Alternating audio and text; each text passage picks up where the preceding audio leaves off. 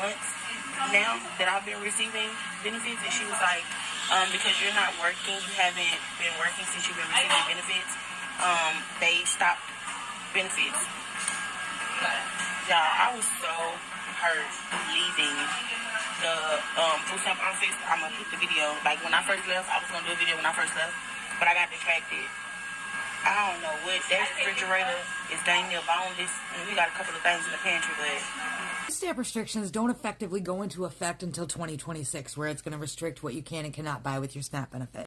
But the cuts to SNAP benefits and food stamps started on Monday. Basically, the cuts are coming on the cusp of the big, beautiful bill, which stated you have to work so many hours, or you have to volunteer so many hours, or there's all kinds of different qualifications that you have to meet now in order to get your food stamps, as to where before it was pretty fluid. And I've seen quite a few videos like this. So if you're seeing this and you're struggling, subscribe to my Substack. It's in my bio. I can show you how to shop and cook on a budget. I'm good at it. I'm old poor. This is set to be the largest cut to SNAP and food stamps in history. I want to add that this article didn't add it either, and she didn't talk about it either, probably because she didn't know. So what had happened was during the COVID years, the guidelines for food stamps and SNAPs were super fluid because everybody had to stay home. They opened up kind of the floodgates for government assistance. You could apply. Almost anybody could get approved. And you were getting a ton because of the pandemic. That is starting to roll back along with everything else that's going on in this big, beautiful bill. People aren't the only ones that are going to be affected. Grocers from across the nation are bracing for impact with this. Now listen, I've covered how much Walmart makes, how much Amazon makes, how much Costco makes on the EBT.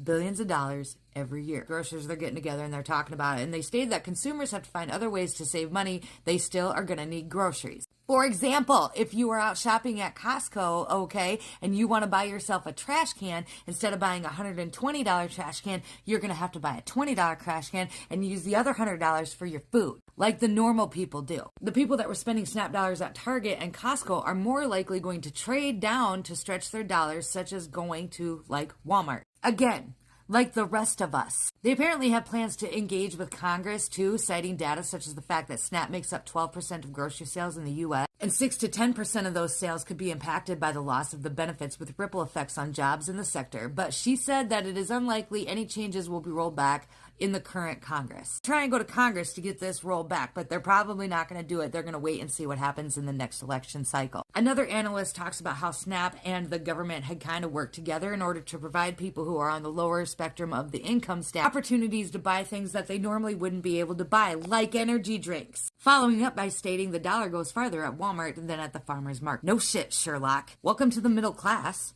This is literally all we've done. Like when we have lean weeks, we had a whole lean summer, okay? I had to shop at Walmart. This is a normal thing that people have